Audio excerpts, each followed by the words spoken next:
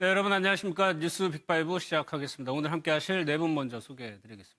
최진봉 성공회대 교수, 정태원 변호사, 하재근 평론가, 신유진 변호사 나오셨습니다. 어서 오십시오. 네, 안녕하십니까. 오늘 오전이요. 정의당 노회찬 의원이 서울의 한 아파트에서 투신해 숨졌습니다. 현장에서는 노 의원이 작성한 것으로 보이는 유서가 발견됐는데요. 현장 연결해 보겠습니다. 조창훈 기자 전해주시죠. 네, 정의당 노회찬 의원이 투신한 서울 신당동의 한 아파트 앞에 나와 있습니다. 노 의원의 시신이 처음 발견된 건 오늘 오전 9시 40분쯤입니다. 한 경비원이 투신한 노 의원을 보고 신고를 한 건데 당시 출동한 구급대원이 응급조치를 취했지만 끝내 의식은 돌아오지 않았습니다. 경찰은 현장을 통제하고 감식반을 투입해 정오 무렵부터 약 40분 동안 현장 검안을 실시한 뒤 시신을 빈소로 옮겼습니다. 이곳은 노회찬 의원의 자택은 아니고 동생 가족이 거주하는 곳으로 알려졌는데요. 어제 미국에서 귀국한 노 의원이 하루 만에 이같이 극단적인 선택을 한 이유는 아직 정확히 확인되지 않았습니다. 하지만 아파트 17층과 18층 사이 복도에서 발견된 노 의원의 외투 속에선 신분증이 들어있는 지갑과 함께 유서도 발견됐습니다. 노 의원이 직접 적은 것으로 보이는 글에는 드루킹 관련 금전을 받은 사실은 있지만 청탁과는 관련이 없다는 내용과 함께 아내 등 가족들에게 미안하다는 내용이 적혀 있던 것으로 전해졌습니다. 이에 따라 드루킹 측으로부터 5천만 원대 불법 자금을 받는 혐의를 받는 노 의원이 특검 수사에 부담을 느꼈을 거란 해석에 무게가 실리고 있습니다. 지금까지 서울 신당동 현장에서 MBN 뉴스 조창훈입니다. 사망한 노회찬 의원의 빈소는 서울 신촌의 세브란스 병원 장례식장에 마련됐습니다. 현장도 연결하겠습니다. 장명훈 기자 전해주시죠. 네, 신촌 세브란스 병원 장례식장에 나와 있습니다. 갑작스러운 사고의 충격으로 빈소에는 무거운 침묵만이 흐르고 있는데요. 지하 2층에 마련된 빈소에는 현재 노 의원의 부인 등 유가족 등이 자리를 지키고 있는 것으로 전해졌습니다. 정식으로 빈소가 마련된 지 얼마 되지 않아 조문객들이 많지는 않은 상황인데요. 하지만 안타까운 소식을 듣고 달려온 정의당 관계자들의 모습이 계속 보이고 있습니다. 정의당 심상정, 이정미 의원은 가장 먼저 빈소를 방문해 유족들을 위로하고 있는 것으로 알려졌습니다. 이어서 같은 당 윤소아 의원이 방문했고 민주평화당 정동영 의원도 빈소를 찾아 안타까운 마음을 전했습니다. 노 의원의 시신은 약 2시간 전쯤 사고 현장에서 이곳으로 옮겨졌습니다. 당초 국미부려원 등 다른 장소가 거론됐지만 당 관계자와 유족들의 협의하에 이곳으로 정해진 것으로 전해졌습니다. 노 의원의 시신은 가족들의 뜻에 따라 부검을 하지 않는 것으로 확인됐는데요. 경찰은 오늘 저녁 유족 등을 상대로 노 의원의 투신 이유 등 사건 경위를 조사할 계획인 것으로 전해졌습니다. 지금까지 신촌 세브란스 병원 장례식장에서 MBN 뉴스 장명훈입니다. 노 의원의 사망 소식이 전해진 지 1시간여 만에 특검도 긴급 브리핑을 열었습니다. 특검 연결해 보겠습니다. 이병주 기자. 네, 특검 사무실입니다. 허익범 특검도 당혹스러울 수밖에 없을 텐데 어떤 입장을 나타냈죠? 네, 허익범 특별검사는 오전 11시 반 특검 사무실과 같은 건물에 있는 브리핑실을 찾았습니다. 검은 넥타이를 메고 취재진 앞에 선 허 특검은 2분 남짓 심경을 전했는데요. 예기치 않는 비보를 듣고 굉장히 침통한 마음이 앞선다고 밝혔습니다. 개인적으로는 평소 정치인으로 존경해온 분이라면서 노 의원에 대한 명복을 빌고 유가족에게 깊은 위로의 말씀을 전한다고도 말했습니다. 허 특검의 발언 직접 들어보시죠. 노 의원님의 명복을 빌고 우리 유가족님들의 깊은 위로의 말씀을 드립니다. 네, 감사합니다. 특히 유가족에게 드리는 인사로 생각해주면 좋겠다면서 머리를 숙이기도 했습니다. 허 특검은 수사 상황과 관련된 내용은 다음 기회에 말하겠다고 밝혔는데 노 의원에 대한 소환 통보나 가족들에 대한 조사를 진행했냐는 취재진 질문에 말을 아꼈습니다. 앞서 특검팀은 정공모 핵심 멤버이자 노 의원의 경기고 동문으로 알려진 도모 변호사가 노회찬 의원 측에 불법적인 돈을 건넸다고 보고 수사해 왔습니다. 특검팀은 앞서 구속영장이 기각된 도 변호사를 오늘 다시 부를 계획이었는데요. 일정을 급히 미루는 등 수사에도 차질을 빚는 모습입니다. 지금까지 서울 서초동 특검 사무실이었습니다. 노 의원의 사망 소식에 가장 충격을 받은 곳은 바로 정의당입니다. 정치권에서도 애도 목소리가 이어지고 있다고 하는데 국회 김수영 기자 전해주시죠. 이정미 대표를 비롯한 정의당 의원들은 일체의 발언을 자제하며 침통함을 감추지 못하고 있습니다. 최석 정의당 대변인을 통해 참담한 마음을 금할 길이 없다며 노 의원에 대한 억측이나 무분별한 취재를 삼가달라는 공식 입장을 밝힌 것이 전부입니다. 하지만 당 전체가 엄청난 충격에 휩싸인 모습입니다. 오전 긴급 대책회의를 연 데 이어 노 의원의 빈소가 마련된 연세 세브란스 병원에서도 긴급회의를 열고 향후 대책을 논의하고 있습니다. 앞서 노 의원은 오늘 오전 정의당 회의에 불참했는데요. 아프신 어머니의 병문안을 이유로 들었던 만큼 당 관계자 누구도 노 의원의 최근 심경을 전혀 인지하지 못하고 있었던 상황이었습니다. 정치권도 비통한 분위기입니다. 특히 지난주 함께 미국을 다녀온 여야 원내대표들의 충격이 큰데요. 홍영표 민주당 원내대표를 비롯한 원내대표들은 방미 과정에서 이상 징후를 느낄 수 없었다면서도 현지 취재진의 잇따른 드루킹 질의에 다소 부담을 느끼는 모습이었다고 전했습니다. 지금까지 국회에서 전해드렸습니다.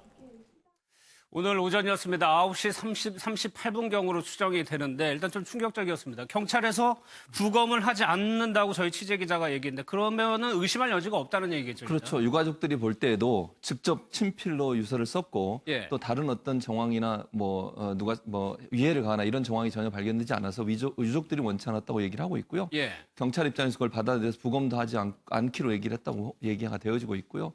지금 현재 이제 17층, 18층 사이 그 계단 사이에서 유류품들이 발견이 됐지 않습니까? 외투가 발견됐고 그 안에서 지갑이 발견되고 그다음에 유서로 추정되는 본인이 직접 쓴 유서가 발견이 됐기 때문에 예. 그 유서의 내용으로 보면 여러 가지 미안함을 가족들에게 표명했고 아내에게 특별히 미안하다는 말을 했고요. 사실 이제 노회찬 의원이 투신하신 그 장소가 동생이 어머니를 모시고 사는 노모를 모시고 사는 곳이에요. 예. 그래서 아마 노모가 병원에 계셔서 노모를 병문안한 것으로 알려지고 있고 아마 이제 거기서 또 심경의 변화를 많이 일으켰을 가능성이 있다고 보여지고요. 예. 상당히 지금으로 봐서는 특별히 다른 어떤 위해나 아니면 다른 어떤 이유가 아니라 본인이 스스로 목숨을 끊은 것으로 이렇게 결정이 나서 예. 대체적으로 그냥 수사는 그쪽 방향으로 흘러갈 가능성이 있다고 보여집니다. 정부련 선생님, 저 장소가요. 노회찬 의원의 자택이 아니고 어머니가 사시는 곳에서 동생의 집으로 알려져 예. 있죠. 예. 그래서 선택을 했다는 거는 무언가 이미 마음의 결심을 하고 그곳에 갔을까요? 그러니까 미국에 귀국하자마자 바로 어머니께 병든 어머니께 인사를 드리고 저는 극단적인 선택을 했거든요. 그런 걸로 볼 때 사실은 미국에 있을 때부터 이미 어떤 마음을 먹었을 가능성도 높죠. 그러면 참 우리가 안타까운 것이 노회찬 의원이 비록 자기 유서에서 밝힌 것처럼 예. 그런 정치자 또 돈을 받았다 하더라도 그것이 비난 가능성이 그렇게 크지 않다고 한다면 본인이 어떤 형사처벌을 받거나 건 둘째치고 다시 재기를 해서 우리 진보 정치에서 한 획을 그을 수 있는 그런 큰 일을 할 수 있음에도 불구하고 그렇죠. 예. 아마도 제가 생각하기로는 특검의 수사에 대한 부담을 느꼈다 그렇게 볼 수도 있지만 오히려 본인 자신에게 굉장히 자책감이라든지 자기가 평생 동안 진보 정치를 위해서 노동운동을 통해서 깨끗하게 살아왔는데 이렇게 오점을 남기게 된다. 그 점에서 본인이 스스로 그걸 받아들일 수 없었던 것이 아닌가 그렇게 추측이 되는데 참 안타까운 것이 사실 노회찬 의원의 우리 그 정치사에서 제일 큰 실제로 한다면 예. 소위 그 김일성의 주체 사상을 따르는 주사파들이 진보 정치라는 가면을 쓰고 활동을 해왔거든요. 근데 노회찬 의원과 또 같이 하는 심상정 전 의원이 같이 함께하는 저 정의당이 그 진정한 진보 정치와 소위 주사파의 그런 그 활동을 완전히 그 구분 짓는 예. 그런 명백한 기준을 보여주어서 이제 진보 정치를 하시는 분들이 벌써 지지율이 자유한국당과 비슷한 10%까지 올라왔거든요. 그래서 앞으로 진보 정치가 잘 될 가능성이 높은데 저렇게 극단적인 선택을 하신 거에 대해서 굉장히 참 마음 아프고 예. 우리 그 정치의 발전에도 좀 마이너스가 된다는 생각이 듭니다. 예.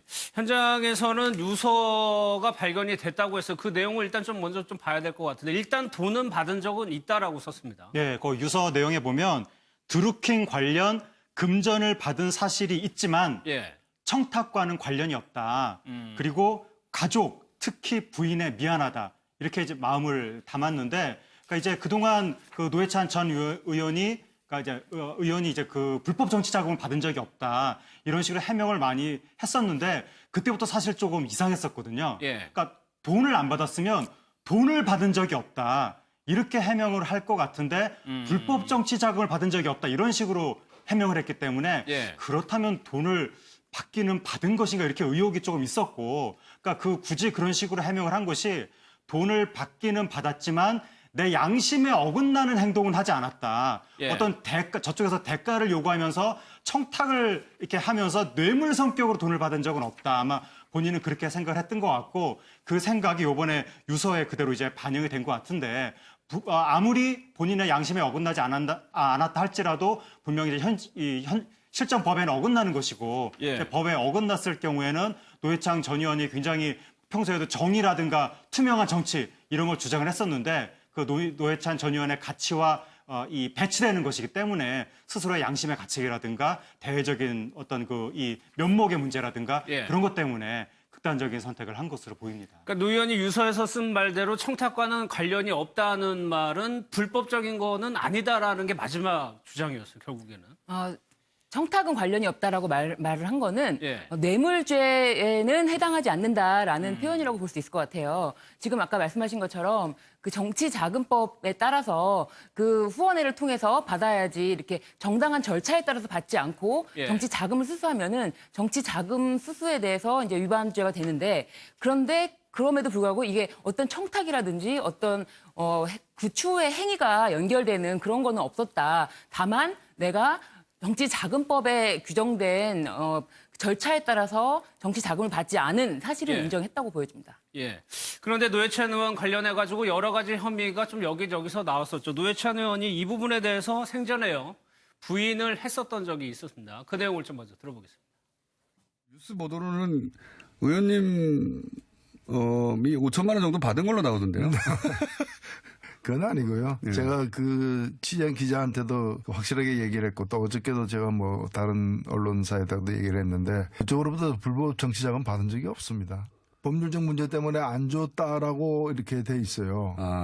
돼 있는데 하여튼 그 과정 때문에 의혹을 받아가 조사를 받아서 무혐의 종결 처분된 것으로 알고 있는데 그게 다시 지금 뉴스로 떠오른 거죠. 노회찬 의원한테 돈 전달하신 적 있으세요? 변호사가 그 노회찬 소개시켜 주셨나요? 한 말씀은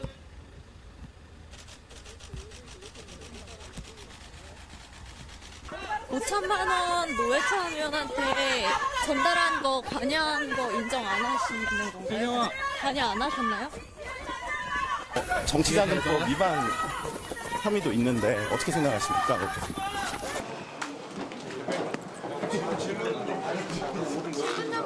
질문 좀 받아주세요.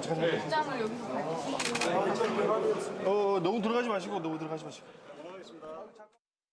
마지막에 미국 방문 때까지의 모습을 보셨습니다. 최 교수님, 이 내용입니다. 노회찬 의원이 받았던 혐의가 2천만 원, 3천만 원 해가지고 총 5천만 원이었거든요. 그렇죠. 저게 지금 이제 특검에서 그렇게 의혹을 갖고 있는 거죠. 뭐 아직 예. 사실관계는 확인이 안 됐기 때문에 뭐라고 명확하게 말씀을 드릴 수 없을 것 같아요. 다만 특검이 저는 이제 혐의를 잡고서 수사를 하고 있는 중이었고 그 중간에 이제 여러 언론에서 보도가 되면서 이게 노회찬 의원한테 상당히 압박이 됐을 가능성이 있다고 봅니다. 예. 다만 이제 노회찬 의원은 그렇게 얘기하죠.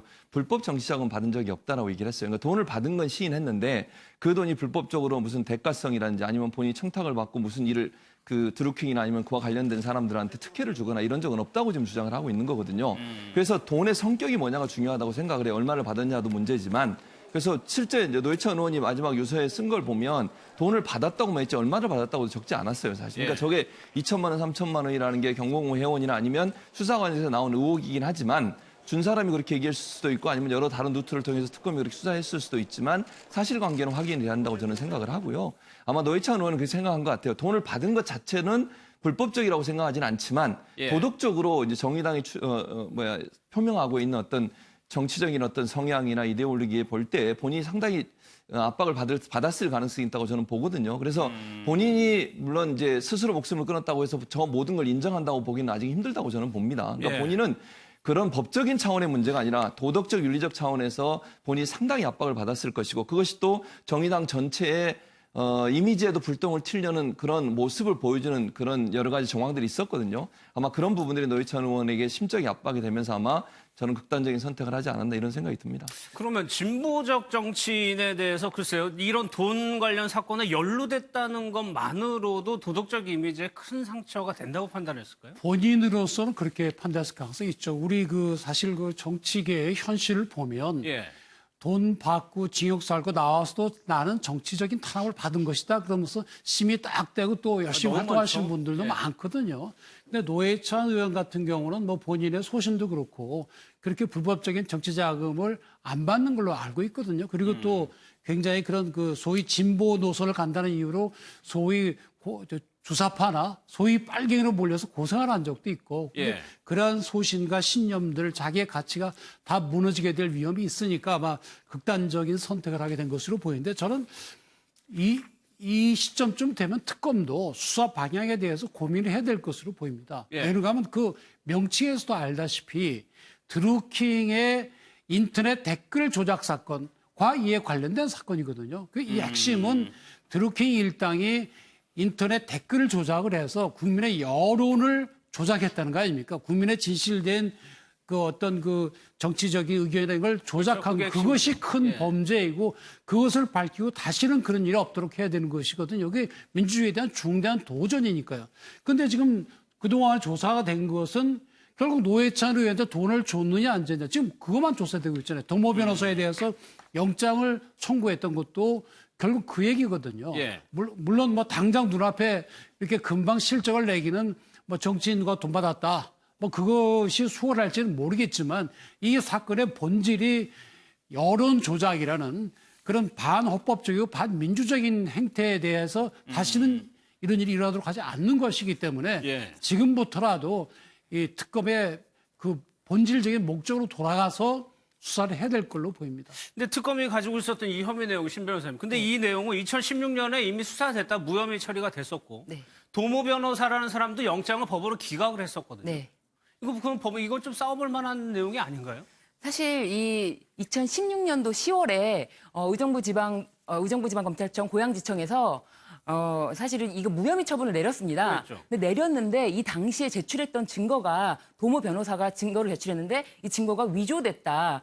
정확한 증거를 제출한 것이 아니다라고 해서 증거 위조 교사 혐의로 이번에 특검이 다시 영장을 청구하고 이 영장 청구에 대해서 영장이 기각된 것입니다. 영장이 예. 기각된 거는 아직 무죄 판결이 난 것은 아니기 때문에 그렇기 때문에 정말 위조가 된 건지 이 10월 달에 무혐의 처분이 받은 것이 명확한 건지에 대해서 특검이 재조사를 지금 하고 있는 그렇죠. 상황이어서 예. 그런데 이제 지금 노회찬 의원이 이제 사망으로 인해서 이 부분에 대해서 노회찬 의원에 대해서는 공소권 없음, 공소 기각 결정을 검찰이 내려야 되는데 이 관련자들에 대한 수사를 계속하다 보면은 결국 노회찬 의원이 대한 더 수사를 더 파헤칠 것인지 예. 이 문제에 대해서는 오늘 이제 허위범 특검에서 바로 다음에 말씀드리겠다라고 해서 좀 앞으로 좀 지켜봐야 될 것 같습니다. 예, 정태훈 변호사께서 특검의 수사 방향이 바뀌어야 된다라고 말씀하셨는데 오늘 허위범 특보가 긴급 브리핑을 가졌습니다.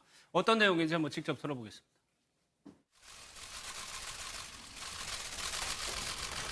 오늘 예기치 않은 비보를 듣고 굉장히 침통한 마음이 바쁩니다. 이 나라 정치사에 큰 획을 그으셨고 또 이 나라 의정 활동에 큰 페이지를 장식하신 분이 보도를 접하고 굉장히 안타까운 마음을 금할 수가 없습니다. 오늘은 제가 의원님의 명복을 가슴 깊이 빌고 또 유가족에게 깊고 깊은 위로의 말씀을 드리고자 합니다. 오늘 제가 이게 뭐 적당한지는 모르겠습니다만은 유가족에게 드리는 인사라고 생각하시고 이렇게 좀 받아주셨으면 고맙겠습니다.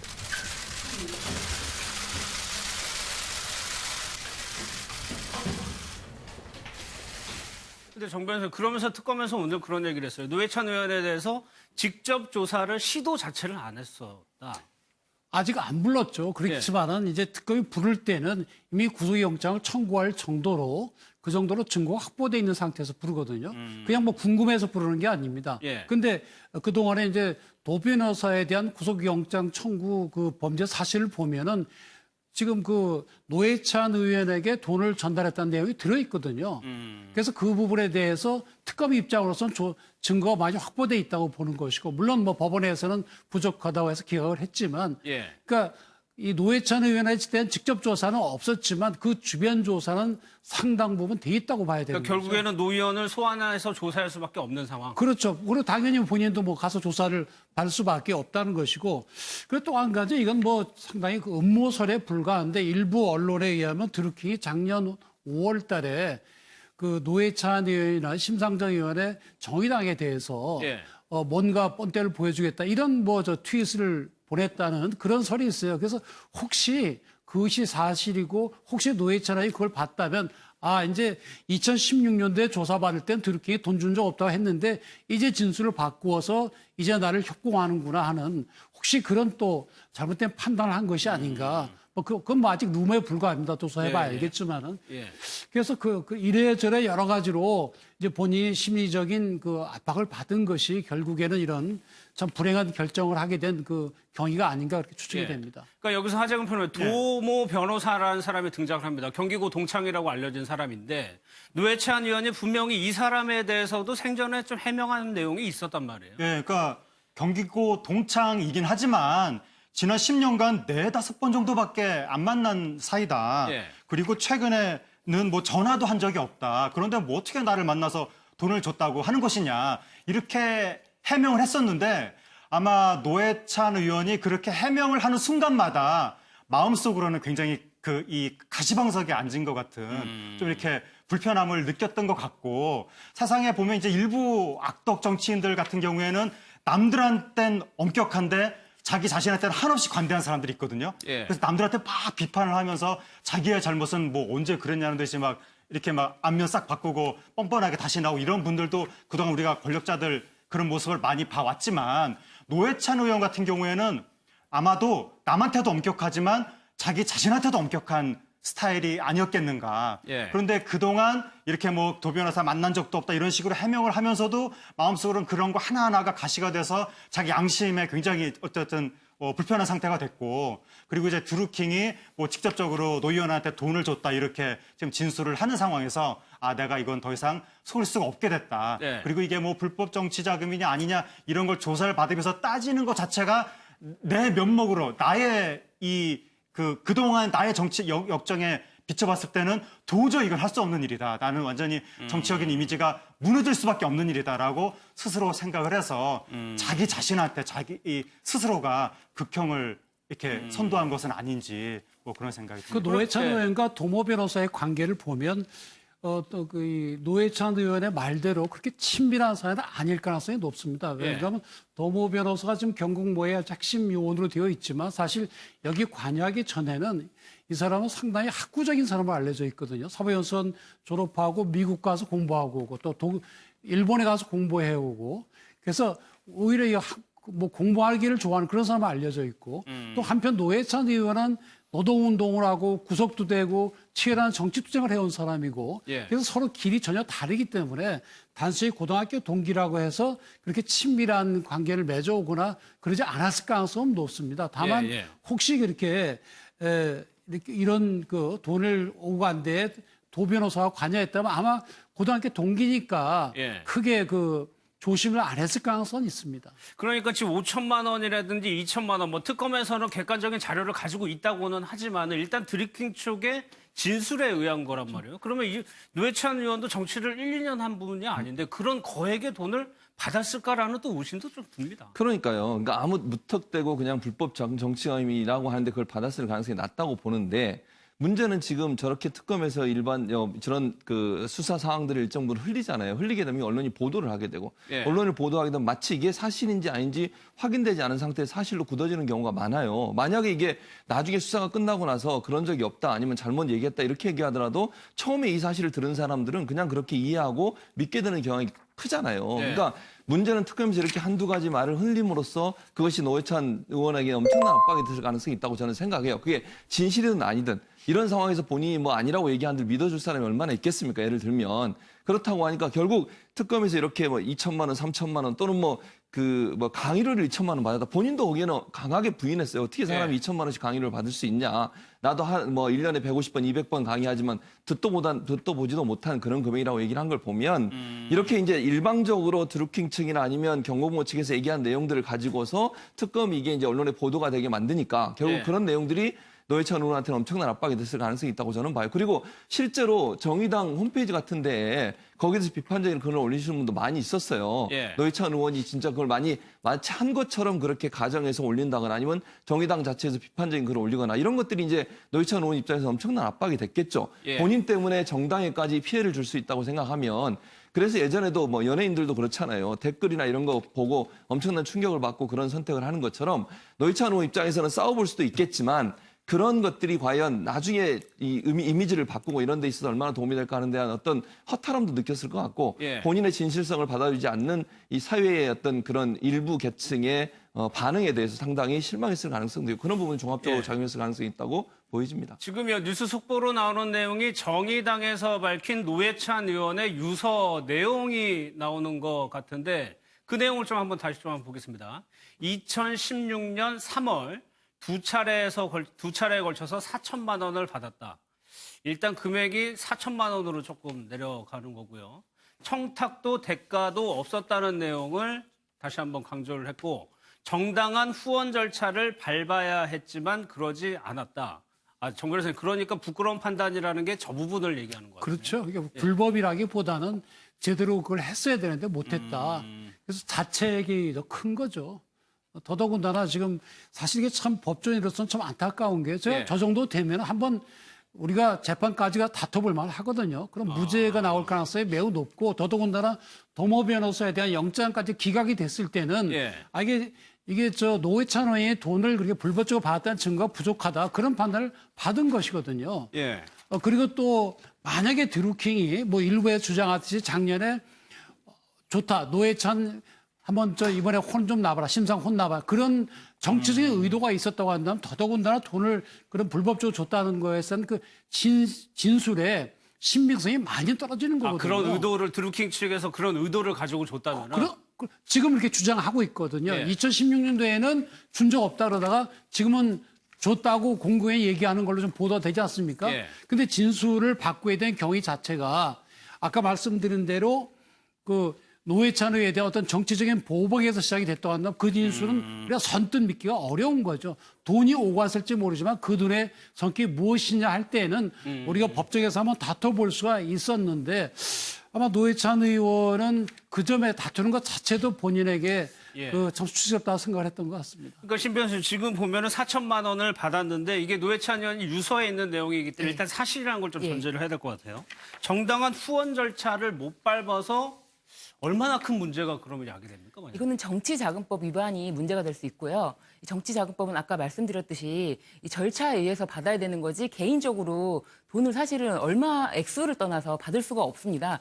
다만 이 정치자금법 위반이라는 거는 이것으로 인해서 바로 국회의원 이 정치자금법 위반으로 인해서 바로 국회의원직이 상실될지 여부에 대해서도 좀 논의가 있고요. 그리고 또 무엇보다 이 정치자금법 위반 같은 경우는 그 기존 정치인들도 많은 선례가 있고요. 이런 것 때문에 목숨을 잃을 정도의 어떤 큰 범죄라고 보기는 좀 어렵습니다. 사실 뇌물죄랑 정치자금법 위반은 좀 명백하게 구분을 해야 되는데요. 이 뇌물죄라는 거는 공직자로서의 청렴도를 완전 이렇게 상실하는, 왜냐하면 청탁을 받고 돈을 받았으니까요. 그런데 다만 내가 이제 후원을 통해서 받을 수 있는 돈을 개인적으로 받았을 뿐인데 그 절차를 위반했다는 거에 대해서는 법 위반은 맞다라고 보여집니다. 근데 우리 양형 기준으로 보면은 정치자금법 위반도 인정이 된다 하더라도 액수가 뭐 억대도 아니고 4천만 원에 불과하고 또 그걸 주고받게 된 경위가 무슨 뭐 부탁하는 것이 전혀 없는 그런 여러 가지를 종합하면 사실은 이게 뭐 구속은 물론 안 되고 잘하면 벌금도 받을 수 있는 사안이거든요.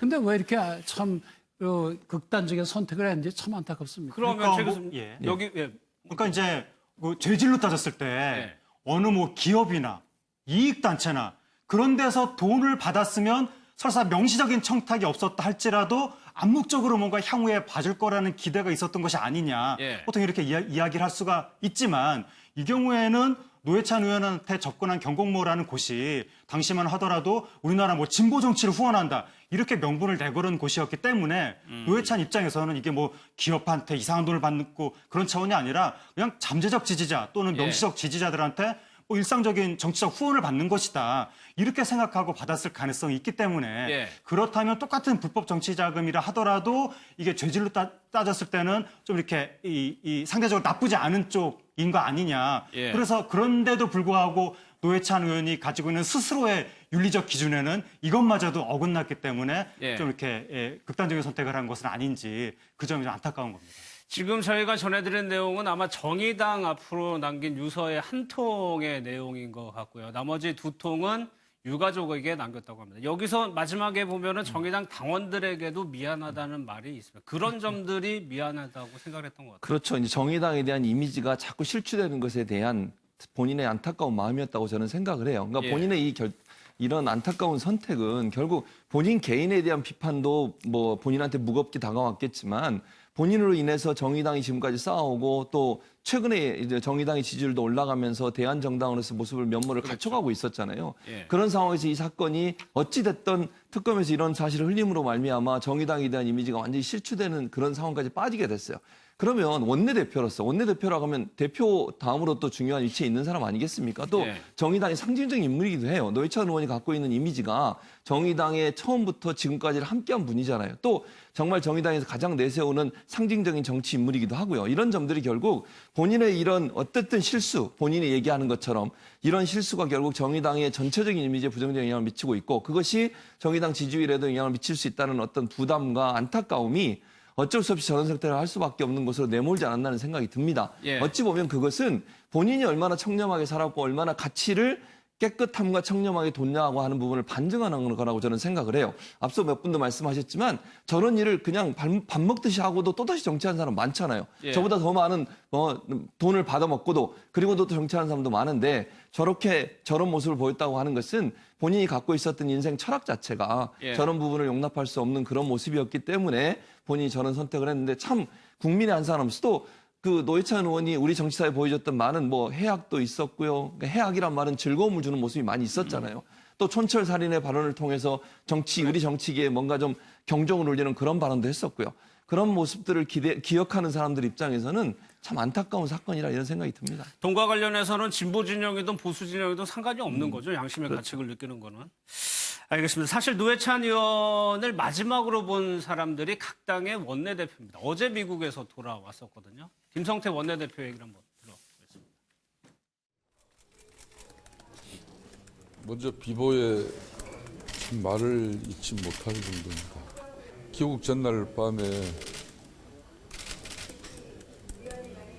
첫째 날, 둘째 날은 대려 어두운 모습인데 귀국 전날 제가 마지막 술 한잔 대접한 게 그게 끝이었습니다. 단 한 번도 더루킹과 관련한 이야기를 서로 주고받은 적은 한 번도 없었습니다. 전혀 없었습니다. 더루킹 관련해서는 동료 대표들도 당기 기간 중에 단 한 번도 이야기한 적 없고 본인도 그와 관련해서 동료 대표들에게 해명의 목소리도 단 한 번도 없었습니다. 사실 질문을 좀 많이 받으셨잖아요. 그런 얘기들을 그러니까 조금 좀 불편하셨죠. 또 우리는 사실은 뭐 그 문제에 관해서 괜히 또 뭐 한마디라도 괜히 할 필요가 없잖아요. 같이 모여 있는 자리에서는 그런 얘기는 잃지 않았거든요. 서로. 억울하다거나 뭐 관련해서 얘기는 아예 한마디도 물어보지도 않고 우리한테는 한 적도 없고. 혹시 그 귀국하실 때 갑자기 또 되게 표정이 어두웠다던가 이런 걸 좀 느끼시나요? 뭐 전혀. 정도? 그럼 특검이나 드루킹은 전혀 언급이 안 돼? 일체 얘기 안 했어요. 계속. 하정은 평론가님, 마지막까지 노 의원과 같이 있었던 분들 얘기를 들어보면 즐거워했다 이렇게 좀 얘기를 하고 있어요. 이제 즐거워했다기보다 미국에서 첫째 날, 둘째 날은 얼굴 표정이 굉장히 어두웠다. 근데 마지막 날 술 한 잔을 같이 했는데 그때 이제 옛날 얘기를 회고하면서 저 얼굴에 즐거운 빛이 나타났다. 그러니까 사람이 아무리 뭐 스트레스를 많이 받고 이런다 할지라도 옛날 추억을 이야기하면서 잠시 현실 도피를 할 수가 있잖아요. 그러니까 아마 그때 조금 좀 이렇게 순간적으로 이렇게 즐거운 빛이 돌아왔는지. 근데 그때 이 특검 관련된 이야기는 동료 의원들하고는 하지 않았고 기자가 질문하니까 그건 기자하고 이야기하겠다고 하면서 별도로 기자랑 잠깐 이야기했다고 하는데 예. 아마 그때도 아니라고 부정하면서 해명을 했겠죠. 그러니까 미국 방문 기간 내내 그 기자하고 이야기하는 순간에도 자신이 아니라고 하는 것 자체 한마디 한마디가 자기 자신한테 자책으로 돌아오지 않았나. 내가 지금 거짓말을 하고 있다는 것에 대해서 자기 스스로에 대한 양심의 가책이라든가 예. 그리고 불법 정치자금 의혹을 내가 받는다는 것 자체가 도저히 스스로에게 용납이 안 되고 그리고 본인이 아니라고 굉장히 강력하게 부정을 했는데 이게 특검이 수사가 이렇게 진행이 되면 틀림없이 또 거짓말 논란으로 나한테 돌아오겠구나.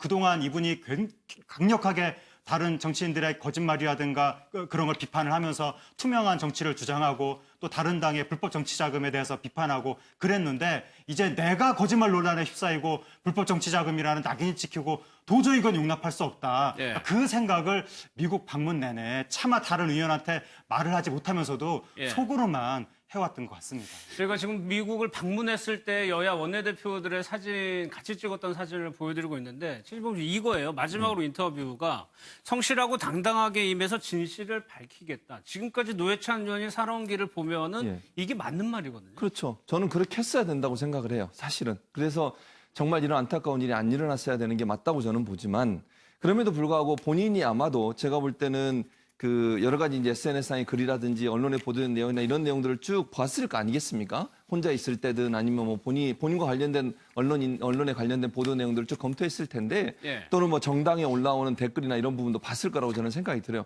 그런 부분들이 저런 의지를 상당히 좀 꺾는 그런 요인으로 작용하지 않았을까 하는 생각이 듭니다. 그러니까 저게 원래 본인의 생각이었어요. 본인은 불법적으로 정치자금 받은 적은 없다. 예. 뭐 절차상의 문제가 있을 수는 있겠지만 그건 내가 만약에 절차상의 문제가 있다면 처벌받을 수는 받겠지만 내가 불법적으로 정치자금을 받은 것에 대해서는 본인은 깨끗하다고 지금 주장을 하고 있는 거 아니겠습니까?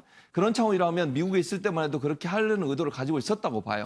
예. 그런데 아마도 그 사이에 여러 가지 글들이나 언론의 보도 내용들이 여러 가지 이제 본인이 그런 의지를 계속 불태우기에 상당히 부담으로 작용했을 가능성. 특히 아까도 제가 말씀드렸지만 개인에 대한 공격보다는 정의당에 대한 어떤 공격이라든지 아니면 음해라든지 아니면 어떤 형태의 부정적인 여론 이런 부분들이 본인한테 상당히 큰 압박으로 작용했을 가능성이 있어요. 네. 어쨌든 본인이 정의당의 주 멤버로서 정의당의 얼굴이라고 얘기할 수 있는데 본인의 그런 그 기사 때문에 본인뿐만 아니라 정의당까지도 부정적인 영향을 미친다고 하면 거기에 대해서는 본인이 더 이상 어떻게 감당하기 힘든 상황까지 가지 않았을까. 그건 심리적으로 말씀을 드리는 겁니다. 제가. 법적으로 본인이 책임져야 되는 그 문제보다는 예. 심리적인 압박이 엄청나게 컸을 거다. 그걸 결국 이겨내지 못하고 본인이 저런 선택을 하는 건데 어찌 보면 한편으로는요. 본인의 어떤 억울함을 표현하는 방법일 수도 있잖아요. 그러니까 예를 들면 예. 내가 불법적인 행위를 하지 않았다는 것을 다른 방법으로 표현할 방법이 없어 저런 방법을 선택했을 가능성도 있기 때문에 그런 점에서 본다면 본인이 마지막 본인의 선택을 통해 정의당의 피해를 좀 줄이려고 했던 그런 의도가 있지 않았나 하는 생각도 듭니다. 본인의 도덕성뿐만 아니라 당의 도덕성까지 그렇죠. 염려를 했기 때문에. 그러니까 노회찬 의원이 극단적인 선택을 한 건 안타깝지만 노회찬 의원의 죽음이 우리 정치 사회에 있어서는 긍정적으로 작용할 것으로 보입니다. 지금 예. 최 교수님 말씀하신 대로 나쁜 짓 다 하고 징역 살고 나와도 나는 정치 다 받았다고 또 설쳐대는 것이 우리 현실이거든요. 근데 노회찬 의원 같은 분은 지금 이런 사건으로도 죽음을 선택했단 말입니다. 그러니까 정치인들에게 새로운 도덕 기준을 제시하는 거죠. 예. 그렇다고 한다면 다른 의원들이 또 다른 정치인들이 노회찬 의원과 비교를 해서 나는 그야말로 노회찬 의원보다 얼마나 나은가. 나은 사람은 별로 없을 겁니다. 예. 그런 점에서 새로운 도덕적 기준을 제시했기 때문에 오히려 정치사 발전에 있어서는 좋은 걸로 보이고요. 또 정의당도 우리 당의 기준은 우리의 도덕 기준이 이렇다. 이런 걸 국민에게 보였기 때문에 오히려 전화위복으로 될 것으로 보입니다. 그러면 신 변호사 어떻게 되는 겁니까? 지금 거의 특검에서는 노회찬 의원 중심으로 수사가 이루어져 왔는데 사망을 했다. 그럼 앞으로의 수사는 어떻게 되는 겁니까? 그 노회찬 의원 자체에 대한 수사는 아까 말씀드린 것처럼 피의자가 사망한 경우에는 공소권 없음이라고 해서 공소기가 결정을 내려야 됩니다. 예. 그런데 이제 이 노회찬 의원에게 정치 자금을 뭐 줬다라든지 증거를 위조했다라는 거는 그 증거 위조는 노회찬 의원과 관계 없이도 사실은 계속 수사를 할 수 있지만 아마 그 종전의 사례를 비춰보건대 그 부분까지 전부 이제 뭐 수사를 덮을지에 대해서 아마 내부 논의 중이라고 생각합니다. 알겠습니다. 네. 노회찬 의원이 하재영 평론가께서 네. 여러 가지 족적을 남겼는데 우리나라 국내 정치에서 진보 정치를 이 정도까지 끌어올리는 간판 인물이었던 그렇죠. 거군요. 우리나라 진보 정치의 상징과도 같은 인물이고 예. 이분이 고등학교 때 73년에 그 유신 독재 반대 유인물을 돌리면서 그때부터 민주화 운동을 시작해서 나중에 그 유명 사립대학교에 들어갔는데 그 유명 사립대학 신분으로 용접공 그 자격증을 따가지고 예. 그 공장에 취업을 한 거죠. 그러니까 말하자면 당시에 위장 취업을 한 건데 그때부터 노동운동을 시작을 해가지고 80년대에 이제 옥고를 치르다가 나중에 민주화 운동 세력이 두 개로 갈리죠. 하나는 민주당 비판적 지지 세력, 하나는 독자 세력 이렇게 갈리는데 그때 이제 노회찬 의원은 독자 세력, 그러니까 독자적 진보 정당을 건설해야 된다. 독자 세력으로 가가지고 그야말로 가시밭길을 걸은 겁니다. 우리나라 진보 정당의 역사는 굉장히 이 국민들의 지지를 못 받은 역사이기 때문에 예. 가시밭길을 걷다가 겨우 또 민주노동당을 만들었는데 민주노동당이 북한에 대해서 어떻게 바라볼 것이냐 이걸로 또 내용을 겪으면서 거기서 다시 또 이제 소수파가 뛰어나와서 진보신당을 만드는데 노회찬 의원이 큰 역할을 했고 진보신당이 이 대중성이 너무 떨어지니까 대중성을 좀 더 올리자라고 해서 정의당을 만드는데 크게 역할을 하면서 사실상 우리나라 진보정당의 마지막 남은 얼굴, 왜냐하면 그 민주노동당 그 통합진보당 계열이 해산해버렸기 때문에 예. 마지막 진보정치의 얼굴이다. 이렇게 이제 그 굉장히 신망이 컸던 인물인데 이렇게 이제 이 극단적인 선택을 하다 보니까 국민의 충격이 클 수밖에 없고 예. 특히 정의당 입장에서는 당의 얼굴이나 마찬가지인 인물인데 그렇겠죠. 이렇게 되다 보니까 우리나라 진보 정치의 좌표가 앞으로 어떻게 될지 우려가 되는 상황입니다. 노회찬 의원의 과거 정치 행보를 저희가 좀 영상으로 좀 모아봤습니다. 같이 좀 한번 보겠습니다. 성의 있는 태도의 변화가 여당으로부터 나오지 않는다면은 여당 혼자서는 이 나라를 1cm도 움직일 수 없다는 걸 갖다가 이제부터는 확실하게 보여줘야 된다 생각합니다. 여당이 필요한 것만 골라가면서 먹는 밥상이 아니다. 이 LCT 사건에 대해서 청와대 민정수석실 보고가 되고 있습니까? 기억이 없습니다. 뭐가 없다고? 기억이 없습니다. 기억이 없다고요? 야, 참. 보고한 사실이 없는 게 아니라 기억이 없다고요? 보고 안 했을 수도 있고요. 아니면 아닌 것이고 모르는 것이지 막장입니다. 막장이에요. 1인당 실제 수용 면적은 1.06 제곱미터입니다. 근데 1.06 제곱미터 하니까 머릿속에 잘 안 들어오시죠? 제가 한번 누워보겠습니다. 쇼하네. 쇼를 하고 계십니다. 참고로 박근혜 대통령이 지금 살고 있는 수용되어 있는 그 거실의 면적은 10.08입니다. 그러니까 지금 헌법재판소에서 위헌이라고 판정 내린 사람이 쓰고 있던 수용 면적의 10배를 쓰고 있어요. 노회찬 의원이 멀리만 있는 것 같은 진보 정당을 저는 재치 있는 말과 촌철살인으로 좀 더 가깝게 좀 끌어다니는 것 같아요. 전 국민과 소통하는 데 있어서 아주 능력이 뛰어나신 분이세요. 그리고 네. 아주 쉬운 말로 본인이 용접공 출신이잖아요. 노동 현장에서 엄청나게 노동의 현실을 직접 체험한 분이에요, 몸으로. 그리고 진보 정치인이 되고 2004년도에 총선 비례대표로 중앙정치 입문을 했지만 그 뒤에도요, 지속적으로 우리 사회에 가려져 있는 곳, 그다음에 우리 사회에서 정말 빛을 못 보고 힘들게 살아가는 사람들을 대변하는 그런 입장에 늘 서왔잖아요. 소수자 보호, 국회 특권 내려놓기 이런 부분에서 가장 앞장서서 사람이요. 예. 특활비도 본인이 이번에 다 반납했잖아요. 그러니까 우리 국회의 어떤 뭐랄까요, 그 특권이나 이런 부분들을 거부하고 그런 부분들을 개혁하자고 끊임없이 주장을 했었고요. 또 이렇게 설명은 아까 그 신문지로 그 얘기한 수감자들의 어떤 그 환경들을 얘기하는 부분도 마찬가지라고 저는 봐요. 저런 모습이 뭐 일부에서는 저기 지금 그 모습 할 때도 옆에서 그러다 쇼하고 있다고 하지 않습니까? 그게 쇼입니까? 국민들이 볼 때는요, 얼마나 잘 이해가 됩니까, 저게? 저런 식의 일반인들은 저렇게 좁은 방에서 그렇게 좁은 공간을 활용하고 있는데 전직 대통령이 넓은 곳에 살고 있다. 이걸 이해하는데 얼마나 이해가 잘 돼요, 저런 모습이. 그런데 저런 모습 자체가 사실은 국민에게 다가가고 정말 우리 사회에 소외된 사람들, 어찌 보면 못 배우고 힘없는 사람들, 돈 없는 사람들을 대변하는 입장에 섰던 노회찬 의원의 모습이라고 저는 봐요. 저분이 평생을 저렇게 살아왔기 때문에 저분의 죽음에 대해서 슬퍼하는 사람이 엄청나게 많고 그 마음에 공감해서 정의당을 지지하는 사람도 저는 많다고 봅니다. 그리고 사이다 발언 많이 하시잖아요. 나와서. 국민들의 마음을 정말 시원하게 해주는 그런 발언들을 통해서 국민들에게 인기를 얻고 그것이 결국은 정의당의 지지율까지 영향을 미쳤다고 하면 노회찬 의원의 인생, 정치 인생은 정말 존경할 만하고 박수 쳐줄 만한 그런 인생이었다는 생각이 듭니다. 알겠습니다.